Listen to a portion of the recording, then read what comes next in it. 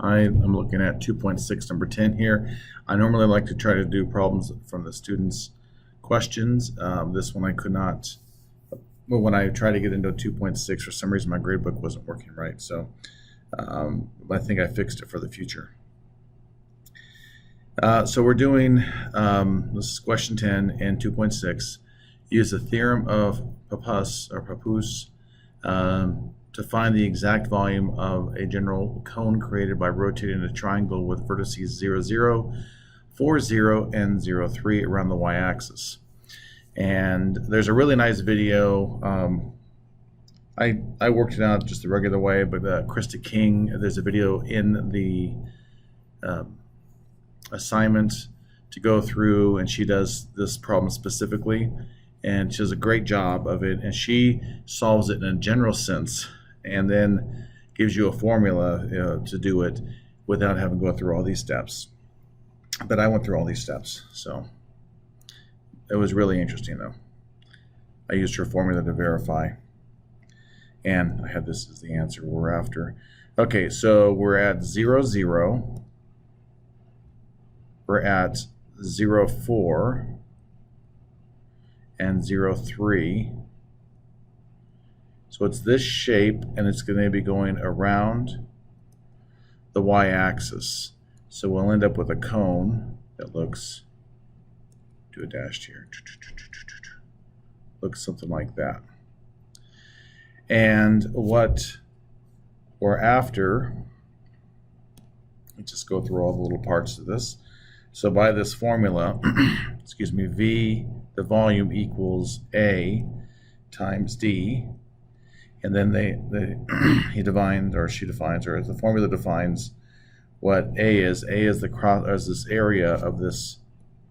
I'll go here to a red color. A is like the area of the triangle here, and we can easily find that. A equals 1/2 base times height, which is 1/2 of 4 times 3, which is 6. And then what we're after is that's our A, so this is there. D is an interesting one. It's going to be, let me find my notes here, 2 pi times x bar, the moment with respect to the x-axis.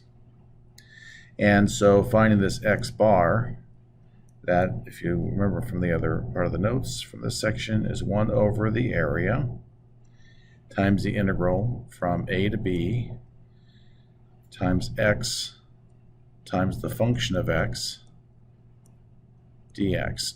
Now the function of x is this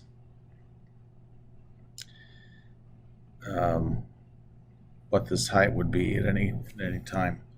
Excuse me. So we have to come up with that. And so what we're really trying to do is come up with the equation of this line, and that's not so hard to do. I mean, we have the points 0, 3 and 4, 0. So if we're going to get slope, so we're going to have 0 minus 3 over 4 minus 0, which is negative 3/4. And we know the y-intercept. The y-intercept is 0, 3 in this case. If we go y equals mx plus b, then that's just y equals negative 3/4 x plus 3. And that's our f of x.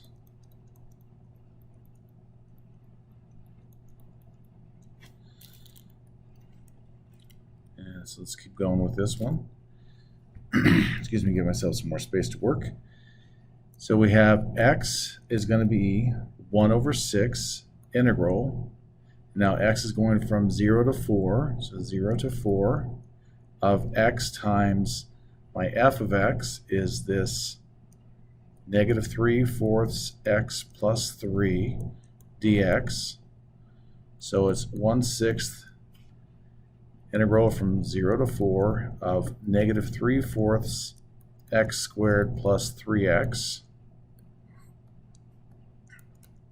And the antiderivative is going to be negative 3 over 4 x cubed over 3 plus 3x squared from 0 to 4. So let's go ahead and reduce some things out of here. And we can plug in our limits of integration. That's 1/6 times what? That's negative. So x cubed, so that's 4 cubed over 4 plus 3 times 4 squared. So we end up with 1/6 times, that's going to be negative, so it's 4 cubed over 4 is 4 squared, so it's going to be negative 16 plus 3 times 16 is, I forgot my, divide that by 2. There we go. So it's 3 times 16 divided by 2 is 24. So I end up with 1/6 times 8, or 8/3. And that is my x bar. So that is this right here. So I'm going to have to scroll, well, I guess just do some work over here. D equals 2 pi times x bar. So D equals 2 pi times 8/3. And so the volume, if you recall from above here, there, volume is A times D. So our volume is going to be that 6 times 2 pi times 8/3. The 6 and the 3, I'm going to red. 6 and the 3 reduce out, leaves a 2 there. 2 times 2,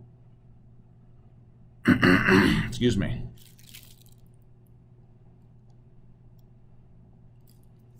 I just saw my mistake. It's, I could just re-record it, but it's 8/6, not 8/3. That's 4/3. Okay, now I'm better. And so I'll just keep rolling. So it's 2 times pi times 4 is 16 pi. That means I should be reading my notes more when I'm doing these. Okay, so there we go. And I hope that makes sense. Let me know if you have questions.